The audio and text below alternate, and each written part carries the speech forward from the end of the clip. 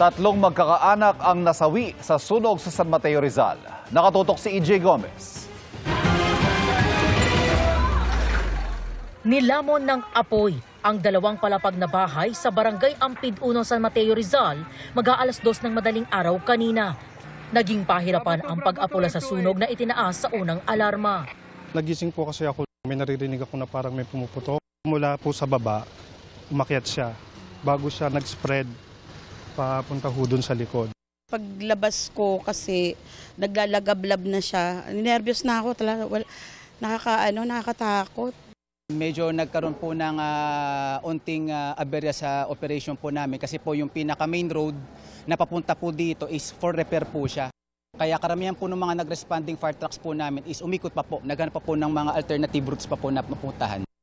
4 na magkakaanak ang natutulog sa loob ng bahay noon, pero 3 sa kanila ang nasawi. Ang 60 anyos na ina, ang kanyang 30 anyos na babaeng anak at 28 anyos nitong asawa. Ang mag-asawang biktima ay nakita sa loob ng CR. Doon sila nagkulong, nasuffocate sila, then nasunog na sila doon. Yung nanay naman ay nasa second floor.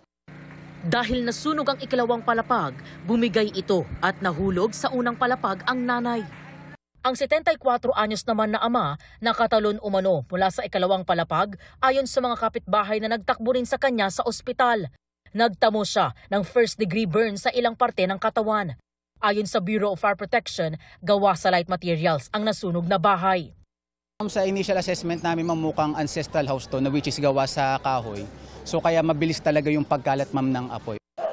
Nadamay sa sunog ang sasakyang nakaparada sa harap ng bahay. Nakaligtas naman ang mga alagang aso. Tumagal ng 1 oras ang sunog na tuluyang naapula kaninang 2:59 a.m. Patuloy ang investigasyon ng BFP ukol sa sanhi ng sunog. Gayon din ang halaga ng pinsalang dulot nito. Labis ang hinagpis ng mga kaanak ng mga nasawi. Tumanggi silang humarap sa media. Para sa GMA Integrated News, EJ Gomez, nakatutok, 24 oras.